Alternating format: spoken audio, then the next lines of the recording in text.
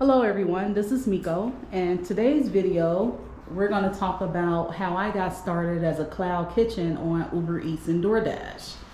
So this is an empty garage that I had, and what I did was I wanted to figure out how I wanted to first get my product out to people.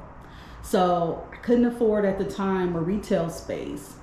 So I had the garage when I first moved here, maybe October 2019.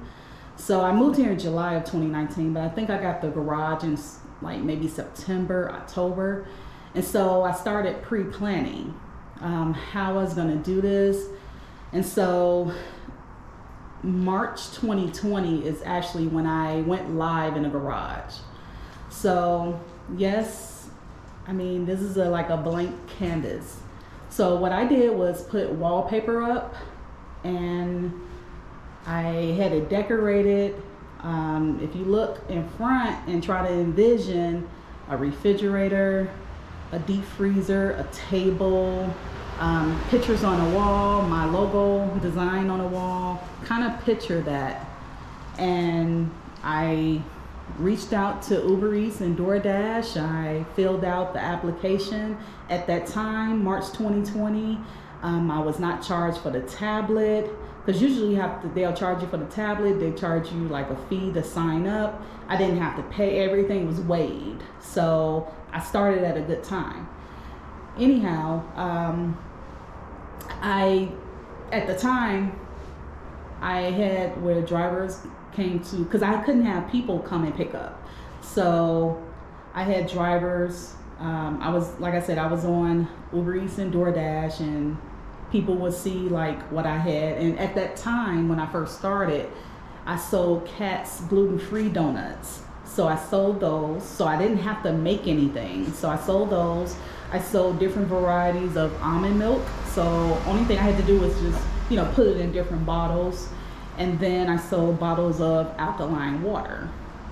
So I had more orders on Uber Eats than I did DoorDash. Now, I would say if you're kind of like a cloud kitchen, it goes by other words like virtual kitchen, dark kitchen, cloud kitchen. I would say, see if you can get your items on Uber Eats or DoorDash or even Grubhub. I didn't do Grubhub, but I did the other two. And yes, I didn't want 30% because they're taking 30%. I had to pay tablet fees because I didn't have no internet in the garage. But it was interesting just to get started. So if you have like cakes, pies, something that can be delivered through Uber Eats or DoorDash or any other platform, I would say try it out, and then over time see how it is. Now you do have to pay for a promotion to get at the front, to get your your business on the kind of like in the front. So they have little things where you could do marketing tools, but you have to pay for that. Every time I had like a special or promotion going on, I had to pay for that. So whether it was a buy one get one free, yeah, the customer getting it for free, but I had to pay for it. So just things like that I learned.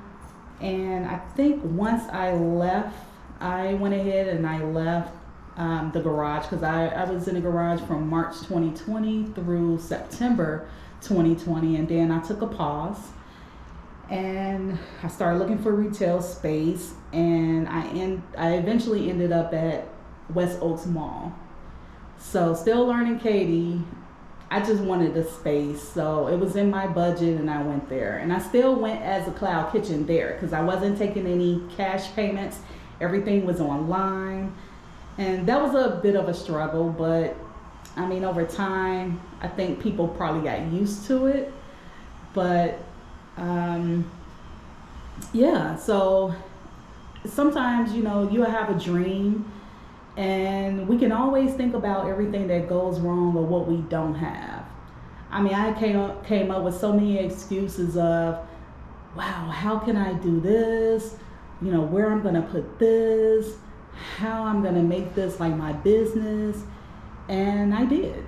And I'm happy that I did it. I'm happy that I started out this way, because it actually helped me to remain humble and to go step by step. I don't mind starting at the bottom. I think when people come out with businesses, they want to be a success overnight. And yeah, it's very rare that it happens, but when it does happen, whatever your success is. So if your success does happen overnight, which is rare, you don't have the character to go through the journey. And that's the thing. A lot of times people have these businesses, they're making a lot of money, they got connections, they got 1 million followers, and it's just, you don't have the character behind it. That's why a lot of people feel so overwhelmed. They stop, they start going into other directions, because they haven't had the opportunity to build the character to actually help go through the process.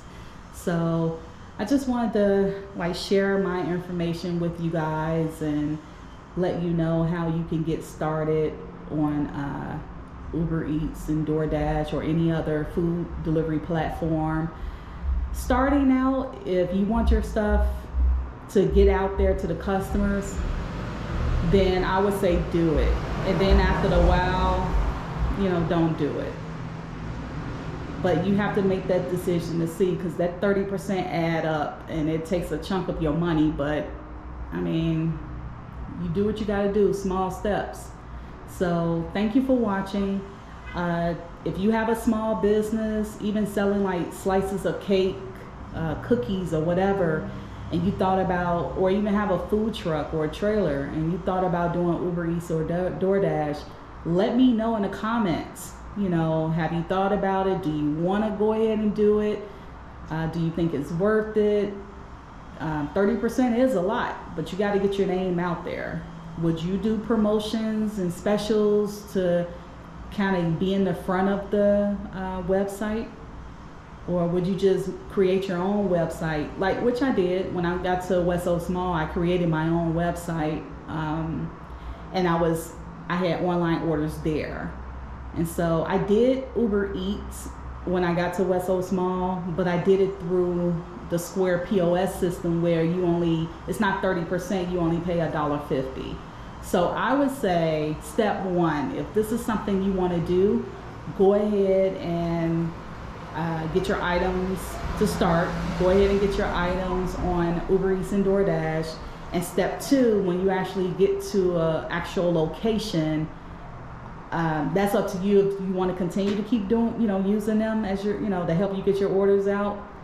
But I would say just, if you do use them, go through your POS system. Some people go through Square, some people go through Clover. There's different other POS systems that you can go through where you can only pay $1.50 per order, or you can kind of do a special where if they order $10 or $20, you'll pick up the delivery fee. All right, thank you guys for watching, and I'll see you in the next video.